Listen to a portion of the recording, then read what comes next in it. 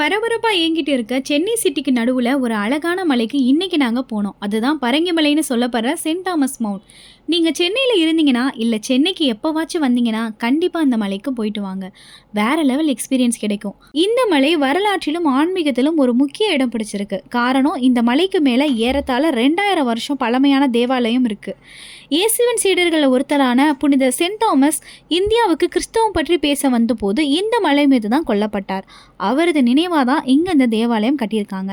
இந்த மலை கத்திப்பாரா பிரிட்ஜ் பக்கத்தில் இருக்குது. இந்த மலைக்கு போக 2 பாதை இருக்குது. ஒன்று ஸ்டெப்ஸ், மலைக்கு கீழே இருந்து மேலே வர 160 படிக்கட்டுகள் வழியாக நடந்து போகிறது. இன்னொன்று மலைப்பாதை. நாங்கள் எப்போவும் மலைப்பாதையில் தான் வண்டியில் போவோம். உங்களுக்கு நடந்து மலை ஏறுறது பிடிக்கும்னா நீங்களும் ஸ்டெப்ஸ் வழியாக நடந்தே போகலாம். அதுவும் ஜாலியாக தான் இருக்கும். மலைப்பாதை வழியாக பைக்கில் மேலே போகும்போதே நாம் சென்னையை தாண்டி வேறு ஊருக்கு போன ஒரு ஃபீலிங்ஸ் கிடைக்கும். ஆர்மி கேம்பஸ் தாண்டி தான் இந்த மலைக்கு பாதை இருக்குது. மலைக்கு மேலே போன உடனே அங்கே காரு பைக்கு நிப்பாட்ட பார்க்கிங் இருக்குது. பைக்குக்கு 10 ரூபா பார்க்கிங் அமௌண்ட். வண்டியை நிப்பாட்டிட்டு கொஞ்சம் தூரம் நாம் மலைக்கு மேலே நடந்து தான் போகணும். மூச்சு வாங்க வாங்க மேலே ஏறி போன பிறகு சாமிக்கு வணக்கத்தை போட்டுட்டு திரும்பினா கண்ணுக்கு முன்னாடி சென்னை ஏர்போர்ட் பக்காவாக தெரியும். ஏரோப்ளேன் லேண்ட் ஆகுறது, டேக் ஆஃப் ஆகுறது எல்லாத்தையும் நம்ம லைவாக பார்க்கலாம். மூச்சு வாங்கினதே மறந்து போய் நாம் உறைஞ்சு வேடிக்கை பார்க்க ஆரம்பிச்சிருவோம்.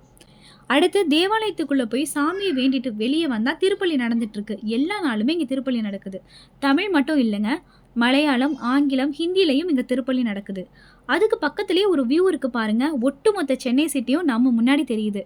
மெட்ரோ ரயில், ஆலந்தூர், கத்திப்பாரான்னு எல்லாமே குட்டி குட்டியாக தெரியுது. செம்ம வியூ. ஏரோப்ளேன் நம்ம மேலே வர்ற மாதிரியே இருக்கும். ஏரோப்ளேனை பக்கத்தில் பார்த்து எக்ஸ்பீரியன்ஸ் பண்ணுறதுக்கு இது ஒரு நல்ல ஸ்பாட். நெக்ஸ்ட்டு இங்கே மியூசியம் இருக்குது. புனித தோமையார் இந்தியாவுக்கு வந்தது, அவர் எங்கெல்லாம் போனார், அவரோட இறுதி நாட்கள் எப்படி இருந்துச்சு, அவர் எப்படி இருந்தார்னு எல்லாமே காட்சிப்படுத்தியிருக்காங்க. மினி சர்ச் ஆர்ட் ஒர்க்லாம் நல்லா பண்ணியிருந்தாங்க. ஆலமரத்துக்கு கீழே இல்லிடமற்ற இயேசுவை சுமக்கும் மாதா சுரூபம் இங்கே இருக்குது. அது போக canteen, stationery, stall, rest room எல்லாமே அவைலபிளாக இருக்குது. மலைக்கு மேலே இருக்கிற அமைப்பு, அமைதி மற்றும் ஆன்மீகமான சூழ்நிலை நம்ம மனசுக்கு மிகப்பெரிய அமைதியை கொடுக்குது. அழகான லவ் பேர்ட்ஸ் ஓசையில் சாமியை கும்பிட்டு இயற்கையை ரசிச்சுட்டு ரிலாக்ஸாக இருக்கலாம். நமக்கு நேரம் போகிறதே தெரியாது. ஸோ நீங்கள் சென்னைக்கு வந்தீங்கன்னா இந்த செயின்ட் தாமஸ் மவுண்ட் சர்ச்சை கண்டிப்பாக விசிட் பண்ணுங்கள். ஒரு நல்ல பீஸ்ஃபுல்லான, அதே நேரத்தில் ஸ்பிரிச்சுவலான எக்ஸ்பீரியன்ஸ் கிடைக்கும்.